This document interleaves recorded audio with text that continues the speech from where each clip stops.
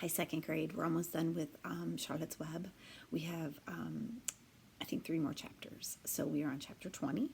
I know I have I'm missing my earring. I know I have my black sweatshirt on again because I'm cold again. It is Wednesday, May 20th. And, and we're reading chapter 20. So that's kind of cool. All right, here we go. The Hour of Triumph. Special announcement, said the loudspeaker in a pompous voice. The management of the fair takes great pleasure in presenting Mr. Homer Zuckerman and his famous pig. The truck bearing this extraordinary animal is now approaching the infield. Kindly stand back and give the truck room to proceed. In a few moments, the pig will be unloaded in a special judging ring in front of the grandstand, where a special award will be made. Will the crowd please make way and let this truck pass? Thank you.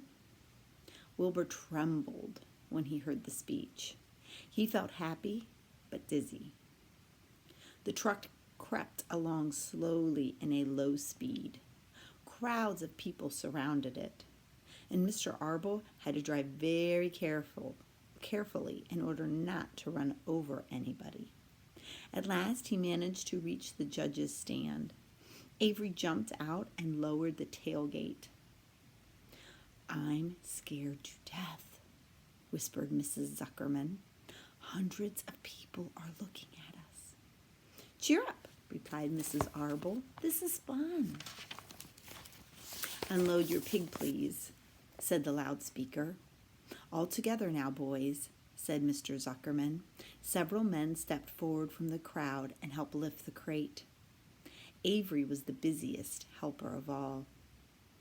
Tuck your shirt in, Avery, cried Mrs. Zuckerman, and tighten your belt. Your pants are falling down.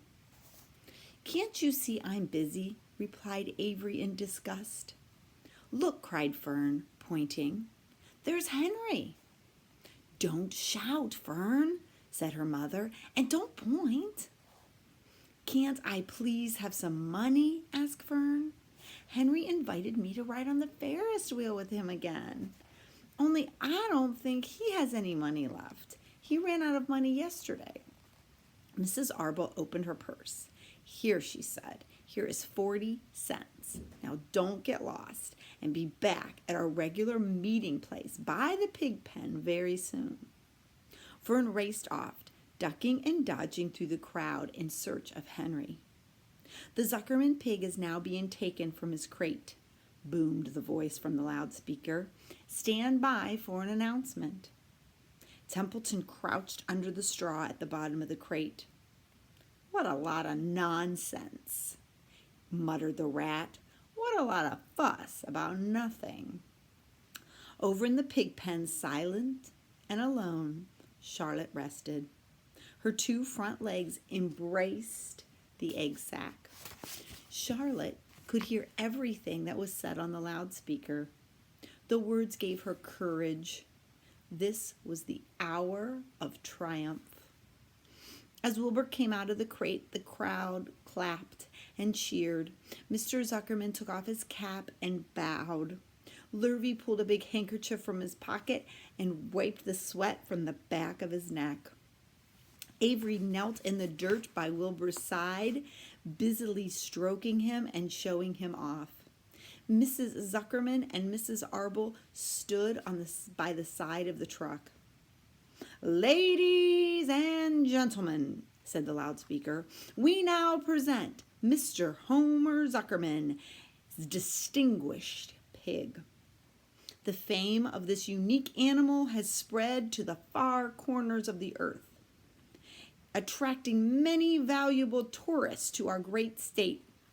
Many of you will recall that never-be-forgotten day last summer when the writing appeared mysteriously in the spider's web in Mr. Zuckerman's barn, calling the attention of all to the fact that this pig is completely out of the ordinary. This miracle has never been fully explained. although many men that have visited the Zuckerman's pig pen were there to study and observe this phenomenon. In the last analysis, we simply know we're dealing with a supernatural force here. We should feel proud and grateful. In the words of the spider's web, ladies and gentlemen, this is some pig. Wilbur blushed. He stood perfectly still. He tried to look his best. This magnificent animal, continued the loudspeaker, is truly terrific. Look at him, ladies and gentlemen. Note the smoothness and the whiteness of his coat. Observe his spotless skin, the healthy pig glow of his ears and his snout. It's the buttermilk, whispered Mrs. Arble to Mrs. Zuckerman. Note the radiance of this animal. Then remember the day when the word radiant appeared clearly in his web. Whence came this mysterious writing? Not from a spider, we can rest assured of that. Spiders are clever weaving their webs, but needless to say, spiders can't spell or write. Or can they? Said Charlotte to herself. Ladies and gentlemen, continued the loudspeaker, I must not take up any more of your valuable time. On behalf of the governor that runs the fair, I have the honor of awarding a special prize of $25 to the Zuckermans, together with a handsome bronze medal engraved with our appreciation. This radiant, this terrific, this humble pig has attracted so many visitors this year to our county fair that we appreciate it so much. Wilbur had been feeling dizzier and dizzier through this long speech, and when he heard the crowd begin to cheer and clap again, he suddenly fainted away. His legs collapsed. His mind went blank. He fell to the ground unconscious. What's wrong? Asked the loudspeaker. What's going on, Mr. Zuckerman? What's wrong with your pig? Avery was kneeling by Wilbur's head, stroking him. Mr. Zuckerman was dancing about, fanning him with his cap. He's all right, cried Mr. Zuckerman. He gets like this sometimes. He's modest. With all this praise, he can't handle it very well. Well, is he dead? We can't give a prize to a dead pig, said the loudspeaker. That's never been done. No, he's not dead, hollered Mr. Zuckerman. He's just fainted. He gets embarrassed, and when he gets embarrassed, he faints. Lurvy, go get some water. Lurvy sprang from the judges and disappeared. Templeton poked his head from the straw. He noticed the end of Wilbur's tail was just within reach. Templeton grinned. I'll fix this, he chuckled. He took Wilbur's tail in his mouth. He bit it as hard as he could bite. The pain revived Wilbur. In a flash, he was back up on his feet. Ouch! He screamed. Hooray! Yelled the crowd. He's awake. The pig is up. Good work, Mr. Zuckerman. That is some pig. Everyone was delighted. Everyone was delighted. Mr. Zuckerman was the most delighted of all. He sighed with relief. Phew! Nobody had seen Templeton. The rat did the work so well. And now one of the judges climbed into the ring with the prizes. He handed Mr. Zuckerman 2 $10 bills and 1 $5 bill. Then he tied the medal around Wilbur's neck. Then he shook hands with Mr. Zuckerman while Wilbur blushed. Avery put out his hand and the judge shook hands with him too. The crowd cheered and a photographer took Wilbur's picture. A great feeling of happiness swept over the Zuckermans and the Arbles. This was the greatest moment in Mr. Zuckerman's life. It's deeply satisfying to win a prize, especially in front of a lot of people. As Wilbur was being shoved back into his crate, Lurvy came charging through the crowd, carrying that pail of water. His eyes had a wild look in them. Without hesitating 1 second, he dumped the water right on Wilbur. In his excitement, he missed. and the water splashed all over Mr. Zuckerman and Avery. They got soaking wet. "For goodness sakes!" bellowed Mr. Zuckerman, completely drenched. "What's wrong with you, Lurvy? Can't you see? The pig's awake. He's fine."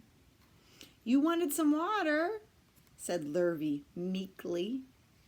"I didn't ask for a shower," said Mr. Zuckerman. The crowd was roaring with laughter. Finally, Mr. Zuckerman had to laugh too. And of course, Avery was tickled to find himself wet, and he started to act like a clown. He pretended he was taking a shower. He made faces and danced around and rubbed imaginary soap under his armpits. Then he dried himself with an imaginary towel. "Avery, stop it," cried his mother. "Stop showing off in front of the crowd." But the crowd loved it, and Avery heard nothing but applause. He liked being a clown in the ring with everyone watching in front of the grandstand. And when he discovered there was a little bit water left at the bottom of the pail, he raised the pail high in the air and dumped the rest of the water on his head and made some funny faces. The children in the crowd screamed with appreciation. At last, things calmed down. Wilbur was loaded into the truck. Avery was led from the ring by his mother and placed in the seat of the truck to dry off. The truck, driven by Mr. Arble, crawled slowly back to the pig pen. Avery's wet pants made a big wet spot on the seat. That is the end of chapter 20. There are some pictures, of course.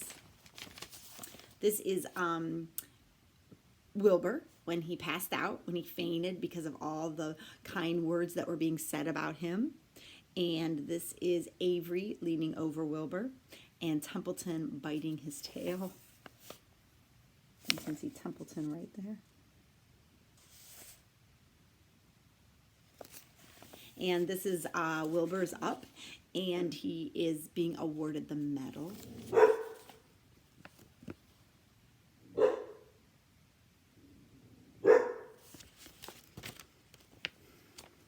All right, we have 2 chapters left, chapter 21 and chapter 22.